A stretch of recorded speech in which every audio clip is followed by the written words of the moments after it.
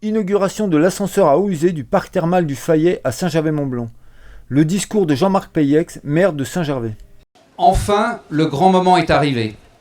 C'est par ces quelques mots que le président du Comité international olympique a commencé son discours d'ouverture des Jeux de Paris 2024, tant l'attente des Français et du monde entier était grande. C'est avec les mêmes mots que je souhaite commencer cette inauguration. Enfin, le grand moment est arrivé.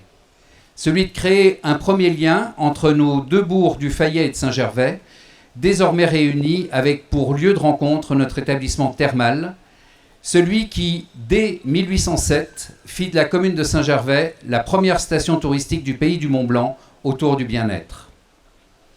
Si Paris a attendu un siècle pour renouer avec les Jeux olympiques, nos deux bourgs ont dû attendre 2 siècles et 17 ans pour créer ce trait d'union.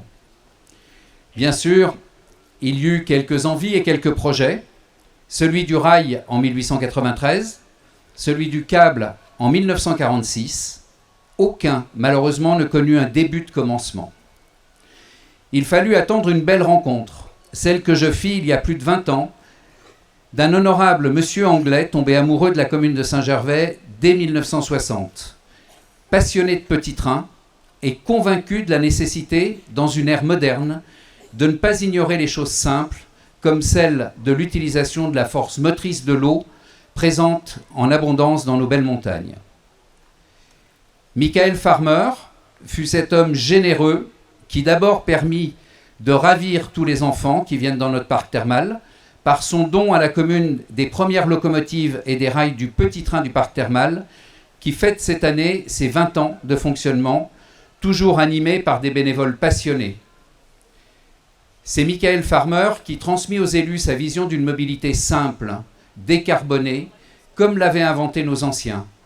Car alors, scieries, moulins, menuiseries, funiculaires utilisaient l'eau comme énergie motrice. C'est pour marquer officiellement leur reconnaissance que les élus saint-gervolins ont décidé à l'unanimité de baptiser la petite gare de départ de l'ascenseur des Thermes, à côté de laquelle nous sommes ce matin, gare Michael Farmer. Le côté génial et simple de cette idée d'un ascenseur mu par le poids de l'eau a alors motivé élus et techniciens. C'est ainsi que les fondations de cette belle réalisation furent construites autour de l'expérience d'EDF Hydro et d'Hydrostadium, de leurs équipes d'ingénieurs menées par Anne-Lise Bouvier, fan de ce projet et malheureusement disparue aujourd'hui. Mais si l'idée de Michael Farmer d'utiliser le poids de l'eau était géniale, on avait tous oublié que dans ce vallon des Thermes, l'eau coule en bas, alors qu'on en avait besoin en haut. Passée la déception, une autre idée géniale surgit alors d'une réunion avec Martial Sadier, président du département, les représentants de la région et de l'État. Et si on utilisait les eaux sales, les eaux usées du réseau situé dans la route départementale? L'espoir revint et nos eaux usées furent probablement flattées d'être bientôt chargées de cette mission inattendue. Le rêve commençait un peu à se transformer en réalité. Les étapes suivantes furent faites de bonnes surprises, de petits moments de doute, de procès d'intention, de conflits, de procédures contentieuses, de retards, mais jamais, rien ni personne ne put empêcher la pugnacité du collectif formé par l'envie de créer l'ascenseur des Thermes. Je n'oublierai jamais les manœuvres des associations environnementales locales qui essayèrent de faire capoter le projet, ni les quolibets de quelques-uns dénommant le projet l'ascenseur de merde ou à merde de Peyex, et encore moins les remarques de cette nouvelle administration, monsieur le préfet, la MRAE, qui s'est autoproclamé le gendarme de l'environnement et qui, depuis les bureaux climatisés de leur tour d'ivoire, sans jamais se rendre sur le terrain, osa écrire dans son avis, je cite, « L'autorité environnementale recommande d'analyser parmi les solutions alternatives le transport par véhicule propre Facilibus, les navettes sur les routes. Comment peut-on oser promouvoir des solutions polluantes ?» Aux antipodes de cette surprenante position, nous avons pu compter sur la connaissance du terrain par les agents des services de l'État, sur leur proximité, sur le soutien sans faille des préfets Alain Espinasse puis Yves Le Breton, des sous-préfets Bruno Charlot puis Rémi Darroux, l'aide à la décision, les conseils apportés par le DDT, la DREAL, l'ONF, l'architecte des bâtiments de France, Philippe Gagnon, et son adjointe Élodie Favre furent plus qu'un appui pour la commune et pour ses élus. Le choix d'une procédure dite de conception-réalisation sembla le plus judicieux pour nos conseils, car un tel projet nécessite non pas la reproduction de modèles, mais l'invention. C'est le groupe POMA qui remporta ce marché après s'être entouré de partenaires compétents et ingénieux. Car je dois l'avouer, esprit simple, voire naïf, cartésien fondamentaliste, j'étais cependant à 1000 lieues de me douter de la complexité d'un tel appareil. Soucieux depuis plus de 20 ans du respect de notre environnement, les élus saint-gervelins ont corsé un peu plus le dossier en interdisant l'utilisation de l'hélicoptère. Désolé Pascal Brun. C'est ainsi que tous les matériaux et matériels furent silencieusement transportés par un blondin, remontée mécanique à matériaux. À une époque où quelques-uns voudraient nous faire douter de la capacité de notre pays à innover, à inventer, ce que vous avez sous les yeux, l'ascenseur des Thermes, est un démenti flagrant. Peu d'entre nous réalisent aujourd'hui qu'ils vont être véhiculés par un exemplaire unique au monde. Né d'une technologie inventée de toutes pièces, on peut et surtout on doit être tous fiers de nos entreprises françaises, locales ou régionales. Je forme le vœu que ce numéro 0 qu'elles ont conçu ait beaucoup de petits frères en France et dans le monde entier.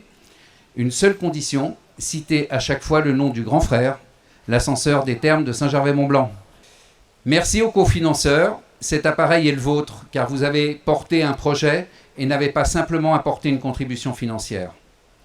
Le département de la Haute-Savoie, 1,5 million, la région Auvergne-Rhône-Alpes, 1 million, l'Europe, 389 000, l'État, 200 000, et vous, les contribuables saint-gervelins, qui avait financé le solde de 1 988 281 €, c'est précis, hein, sans emprunt. C'est une belle utilisation de l'argent public, un juste retour sur notre territoire des impôts que nous payons. Comme c'est la tradition, lorsqu'on construit des chefs-d'œuvre, le nom de toutes les personnes qui ont contribué à sa réalisation figure sur un parchemin qui a été enfermé dans un tube en verre, scellé à la cire, et qui sera ensuite enchâssé pour toujours à la fin de la cérémonie dans la structure de cette petite gare. En France, les grands penseurs de la mobilité ont oublié son socle, celle de créer du lien. Aujourd'hui, ils ne nous parlent que de carburant propre, de remplacement de matériel obsolète et polluant. C'est bien sûr un élément important, l'ascenseur des Thermes en est un modèle, mais il est avant tout un nouveau lien que nous avons tissé pour les habitants de notre commune, dont les échanges sont très difficiles sur un territoire au bourg étagé. Nous le faisons aujourd'hui comme nous l'avons fait en 2012 avec le département en construisant alors le nouveau pont de Saint-Gervais après 70 ans d'attente. L'ascenseur des Thermes est le premier des maillons de cette nouvelle mobilité qui relie les bourgs de Saint-Gervais et du Fayet. Il va accompagner la promenade et les déplacements, mais il n'a pas pour objectif d'être un transport public rapide pour des déplacements domicile-travail. L'ascenseur des Thermes sera non payant et fonctionnera tous les jours de 6h à 23h, voire plus tard en cas d'événements exceptionnels comme ceux organisés dans le parc thermal par les commerçants du Fayet. La mobilité du quotidien, ce sera le rôle du Valéen, dont on doit aussi la construction au groupe POMA, sous la maîtrise d'ouvrage de notre excellent exploitant de remontée mécanique, la STBMA, avec les concours financiers importants, très importants, du département de la Haute-Savoie et de la région Auvergne-Rhône-Alpes. Cette télécabine reliera la gare SNCF du Fayet au Châtelet, tout près du bourg de Saint-Gervais, avec un débit de 1200 personnes heure. Elle entrera en service le 2 septembre et son inauguration aura lieu le 6 septembre et ce sera également une très très belle fête.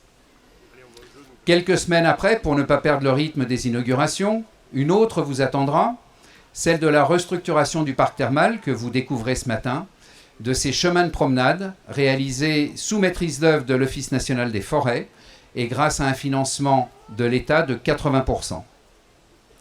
On a osé l'ascenseur des Thermes, on l'a fait. Plus que jamais, le Fayet, Saint-Gervais et Saint-Nicolas-de-Véros deviennent non pas the place to be, l'endroit où être, mais the place to live, l'endroit où vivre et bien vivre. Vive Saint-Gervais, vive la Haute-Savoie, vive la région Auvergne-Rhône-Alpes, vive la France et vive l'Europe!